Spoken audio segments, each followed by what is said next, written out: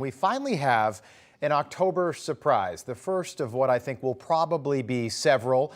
This coming while Joy is officially gone from the Kamala campaign. Joy has left the building. Kamala is just completely lost, her campaign in a tailspin, and now they're getting desperate. For a second straight day, Kamala's official schedule, which comes out in the morning, with no public campaign events to start the day, which is really bizarre, and I could do a whole monologue about that. But then, at 1 p.m. Eastern Time, standing in front of the Naval Observatory, the official residence of the Vice President, Kamala said this.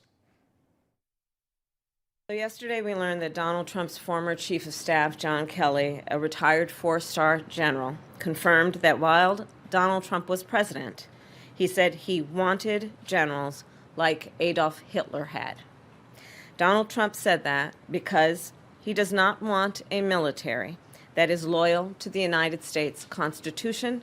He wants a military that is loyal to him. It is deeply troubling and incredibly dangerous that Donald Trump would invoke Adolf Hitler, the man who is responsible for the deaths of 6 million Jews and hundreds of thousands of Americans. All of this is further evidence for the American people of who Donald Trump really is. This is a window into who Donald Trump really is. Well, he's not really Adolf Hitler, Mrs. Vice President. I guarantee you that, because we can look back not so long ago at the 4 years that Trump was in office, and he didn't do any of that Adolf Hitler-y stuff that you're talking about. By the way, everything she just said is based on something that could be a lie. We have no way of knowing because it's a he said in this case. So this is where we are today. 13 days away from the election. We knew this stuff was coming. Kamala is losing. She knows it. Her campaign knows it. The media knows it. And when you look at this stuff, and when you're backed up against a wall like she is, desperate times call for desperate measures. Enter this October surprise. Jeffrey Goldberg, a longtime Trump hater, claimed in The Atlantic yesterday that 4 years ago, Trump said, quote, "I need the kind of generals that Hitler had," and that Trump was infatuated with Hitler. This according to a former chief of staff, retired General John Kelly. The story makes no mention of the fact that Trump fired Kelly, tweeting when it happened, quote, "When I terminated John Kelly, which I couldn't do fast enough, he knew full well that he was in over his head. Being chief of staff just wasn't for him. He came in with a bang and went out with a whimper, but like so many exes, he misses the action and just can't keep his mouth shut." That coming from Donald Trump back in 2020. And when someone gets fired publicly like that, especially a retired four-star general used to everybody doing what they say in a really public way, that person is usually pretty upset. Maybe that person's got an axe to grind. Maybe that person doesn't want to see the guy who fired him become president of the United States again. So maybe that person, and I'm talking about John Kelly here, would lie, would make something up, would extend the truth a little bit for the sake of a story. Yes, guess what? Generals can do that. Generals are human. Generals can lie. And by the way, this was 2020. That's the end of Trump's term. Don't you think it's relevant to note that Trump didn't do any of that Hitler stuff the previous 4 years? While he was president? Does that matter? No. The media could care less. MSNBC, CNN, ABC, all jumping on this story with gusto today. The most damning critiques of Donald Trump and the most dire warnings about what it would mean if he came back into the White House came from people who served him closest in his administration. All of these people have come out to issue dire warnings about Donald Trump. And the things that were said are not extraordinary. That's exactly what a meeting with Donald Trump sounds like. His disposition towards members of the military was that they were toy soldiers. And if they didn't comply with his orders, he didn't want them there. This is a desperate measure trying to warn the American people not to re-elect this man because John Kelly knows him up close. You can expect a lot more of that over the next 2 weeks. Journalism teetering at best before today, but you can throw that out the window until the election. The media now totally in the can for Kamala Harris, and they're going to do anything they can to get their girl elected. And John Kelly, again, claims this happened 4 years ago. Why are we hearing about this right now? 13 days before the election. Why not 3 years ago or 2 years ago or 1 year ago or 6 months ago? Do you think if Trump wasn't running for president, this story would come out right now? Probably not. So what's really going on here? Well, first of all, the Atlantic of today, 2024, not what it used to be. It was founded 150 years ago, and every literary genius of the time, we're talking Mark Twain, Ralph Waldo Emerson, Harriet Beecher Stowe, Oliver Wendell Holmes, they all wrote for the Atlantic. But today, all they've got is Jeffrey Goldberg, Big Jeff. He's the guy who wrote this story in the Atlantic yesterday, and he's made up stories about Donald Trump before. And wouldn't you know it, all these Jeff stories seem to come out right before an election. Remember that Suckers and Losers fairy tale from 2020? Well, Big Jeff wrote that one, that work of fiction, right before the 2020 election. Take a look.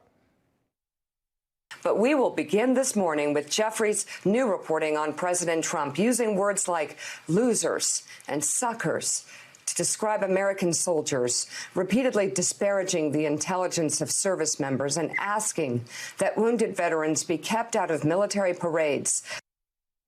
And that suckers and losers narrative became a favorite talking point for Joe and Kamala over the last several years. He was standing with his four-star general, and he told me, he said, I don't want to go in there because they're a bunch of losers and suckers. My son was not a loser, was not a sucker. You're the sucker. You're the loser. Those who put on the uniform, who represent the United States of America, who are willing to die for the sake of everything we stand for. And he calls them suckers and losers. These things cannot be overlooked. But wait a second. Who owns the Atlantic?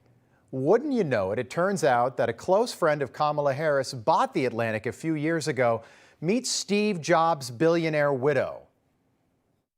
We build out in a very cross-disciplinary way our work in capital investing and policy and philanthropy, and we could do this work forever and ever, and we could have the narrative overtaken by someone who has a lot of power, who's completely contrary to us, and we could never get to the place where we think we're part of a more just and equal society. And so it was obvious that if we could be part of the creation of cultural narrative, that would enhance and amplify all the work that we're doing. All right, she sounds like Kamala Harris. My goodness. That is Laurene Powell Jobs. She owns the Atlantic. Billionaire, married to Steve Jobs, passed away. She got a lot of money, maybe not the biggest brain. I don't know what she just said, but you notice Kamala sitting right next to her there? That was back in 2017. They're good friends. According to the New York Times, over the past 20 years, she's become one of Kamala's most essential confidants, providing counsel and money and helping to expand Kamala's public profile. Now, in this year's presidential race, the wealthiest woman in Silicon Valley has emerged as a power player behind the scenes who has quietly contributed millions of dollars to Kamala Harris. The Times went on to write she, quote, played a key role in helping usher Joe Biden out of the race, which cleared the way for a Kamala Harris run. Isn't that interesting? So the same woman who played a key role in kicking Joe Biden out of office, the same woman who's friends with Kamala, is also the same woman who donated millions of dollars to the Kamala campaign. Don't you think that maybe that same woman that I just described, who happens to own a magazine, might try to put something in that magazine that helps Kamala win the election and hurts her opponent, Donald Trump? Look, if this is all the Democrats have, this is really good news for the Trump campaign. If this is really the October surprise, Kamala is in big trouble, not Donald Trump. And she's only made it worse over the last 24 hours. Here she is with NBC. For the fifth time in the last 10 days, Kamala was asked when she noticed that something might be a little off with Joe Biden, and Kamala can't answer the question. Can you say that you were honest with the American people about what you saw in those moments with President Biden as you were with him again and again, repeatedly in that time? Of course. Joe Biden is an extremely accomplished, experienced, and capable in every way that anyone would want if they're president. But Kamala, Mrs. Vice President, sorry, Madam, we call you Madam, right? Should be Mrs. Mr. President, Mrs. Vice President. Why isn't he running for president then? Why'd you kick him out? After that, she sat down with Telemundo and it got even worse. Right now, we're talking about border security, and there's nobody, no Democrat, talking about pathway to citizenship, and immigration relief, and the benefits that migrants bring to this country.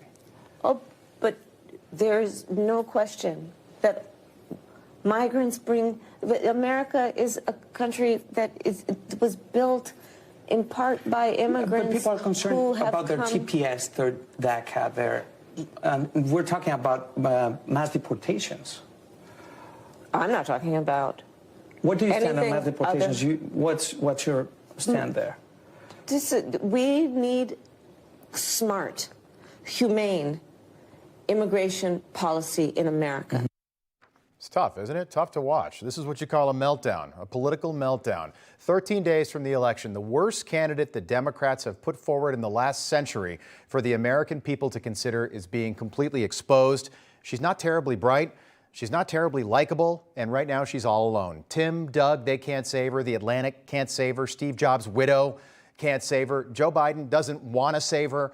So Kamala's being forced to do something she's never had to do before politically, and that's make decisions on her own. And as you can see, she just can't do that.